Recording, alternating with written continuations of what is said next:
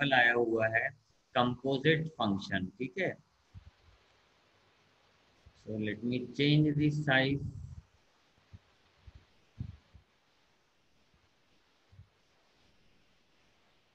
सो composite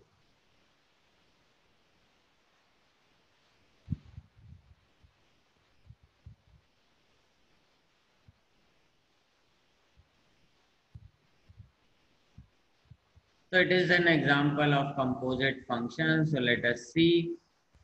इसमें यहाँ पे एक फंक्शन f है और जो कि a और b दोनों सेट r ही है, और ये r जो सेट होगा ऑर्डर्ड पेयर सेट होगा, r गोज टू r,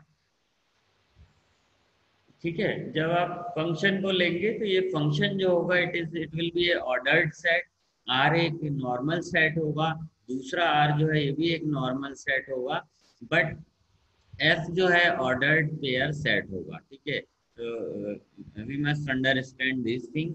यहाँ पे a होता है तो a जो है एक नॉर्मल एलिमेंट्स का सिंगल एलिमेंट्स का सेट। सिंगल एलिमेंट से मीन्स है कि एक एक एलिमेंट होते हैं, इंडिपेंडेंट होते हैं। आर तो यहाँ पे भी आर गोज टू आर ही है, और एफ ये फंक्शन कहलाएगा। तो एफ जो फंक्शन बनेगा, जो मैपिंग बनेगी, यहाँ पे जो है ऑर्डर्ड पेयर एलिमेंट होते हैं। तो एफ वो फंक्शन है, R goes to R is defined by. अब एफ ऑफ एक्स क्या है? एफ ऑफ एक्स जो दिया हुआ है कॉज एक्स दिया हुआ है, ठीक है। अब अपन देखते हैं जी ऑफ एक्स क्या है। ये जी ऑफ एक्स अनदर फंक्शन है। इसमें दूसरे ऑर्डर्ड पेयर एलिमेंट हो सकते हैं, वो भी हो सकते हैं जो एफ में हो, या डिफरेंट भी हो सकते हैं, ठीक है। तो ये आर गोज टू आर है।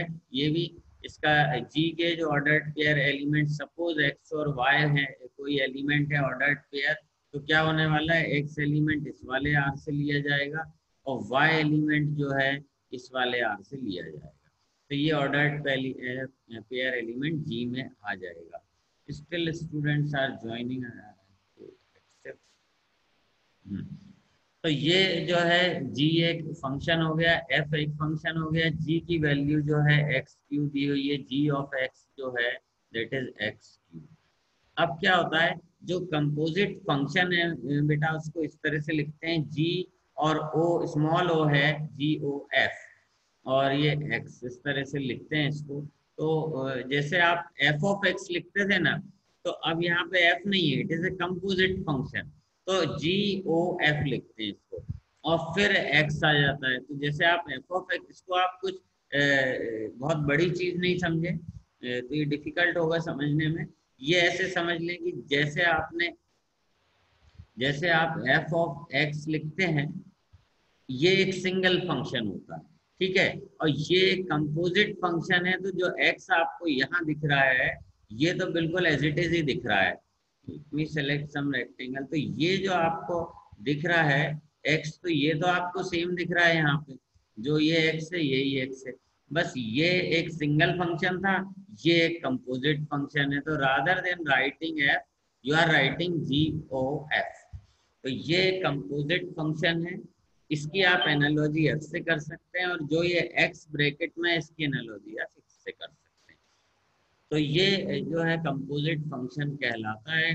अब हुआ क्या है, कंपोजिट फंक्शन जो है आपको प्रूफ करना है, एफ ओ जी है, जी ओ एफ है ये, और ये वाला जो है, ये वाला जो है जी ओ एफ ओ जी है, ठीक है। तो ये इसमें ऑर्डर, पहले आपने ये फंक्शन ले लिया जी, और यहाँ पे पहले एफ फंक्शन ले लिया, तो ये एफ ओ जी हो गया और ये जी ओ एफ हो गया।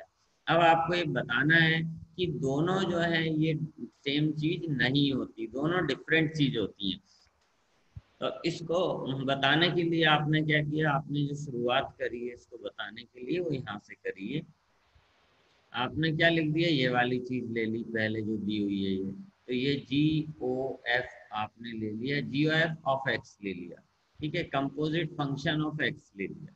अब आपने क्या है, देखिए आप, जी तो आपका जो ये जो जी है आपने इसको अलग लिख दिया, और एफ को इसके साथ ले लिया है खाली, ठीक है। अब ये जी इधर रह गया, एफ ऑफ एक्स आ गया। अब जो जी है, ये वाला जी जो है यहाँ पे एज इट इज आ चुका है, अब जो ये एफ ऑफ एक्स आप लिख रहे हैं, ये वैल्यू अपन ने यहाँ से ली हुई है एफ ऑफ एक्स। तो ये एफ ऑफ एक्स जो है कॉज एक्स होता है, तो ये हो गया जी कॉज एक्स हो गया, ठीक है, क्योंकि ये एफ ऑफ एक्स जो है कॉज एक्स होता है, ये दिया हुआ है, तो ये चीज है।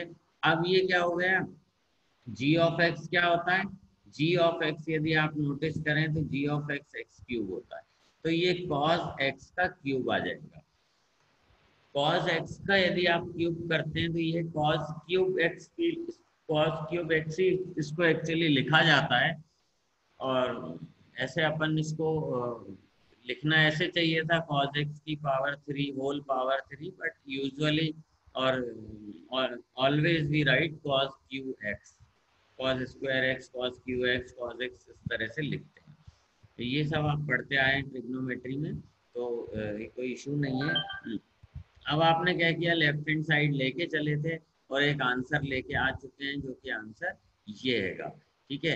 अब आप जो है राइट हैंड साइड को आपने पकड़ लिया है, F O small O G F O G of X.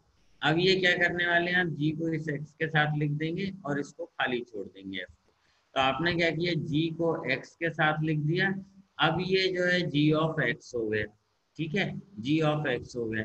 अब जो है जी ऑफ एक्स होता क्या है वो यहाँ देख लीजिए, तो जी ऑफ एक्स एक्स क्यूब होता है, तो आपने इसको एक्स क्यूब लिख दिया जी ऑफ एक्स पूरे को, तो ये लिख दिया है आपने, और ये एफ यहाँ पे बचा हुआ है, तो ये वाला एफ यहाँ आ गया। अब ये एफ ऑफ एक्स है, ठीक है, it is F of x है, ये जो वैल्यू है ये एक्स है, एक्स क्यूब जो भी दिख रहा हो आपको, बट है ये एक्स वैल्यू, एक्स की वैल्यू माने एक्स हो गया। अब एफ ऑफ एक्स होता क्या है, कॉस एक्स होता है, और ये एक्स जो है अपना कितना है, एक्स क्यूब। एक्स क्यूब है, तो ये जो है एक्चुअली कॉस एक्स क्यूब हो जाएगा। तो ये यहाँ पे जो है इधर से इधर पे आया, तो ये कॉस एक्स क्यूब हो गया, इस तरह से हो गया। तो अब आप देख के कह सकते हैं कि ये एक डिफरेंट थिंग है और ये एक डिफरेंट थिंग है। फर्क ये है इसमें कि ये x का क्यूब है, ना कि cos x का होल क्यूब है। अगर ये cos x का होल क्यूब होता तो दोनों चीजें LHS RHS सेम हो जाती, लेकिन ये cos x का होल क्यूब नहीं है, ये cos x क्यूब है। तो ये this is a all together different thing with this thing. तो ये आपने प्रूफ कर दिया, दिस इज व्हाट। तो आपने इस एग्जांपल से दो दो चीजें सीख ली हैं, कि एक तो कोई एग्जाम का क्वेश्चन कैसे अटेम्प्ट हुआ, दूसरी चीज how to handle the composite function, ठीक है। कंपोजिट फंक्शन होते हैं तो इनको इस तरह से अपन सॉल्व कर लेते हैं। पहले अपन ये ऐसा लिखा ऐसा रहता है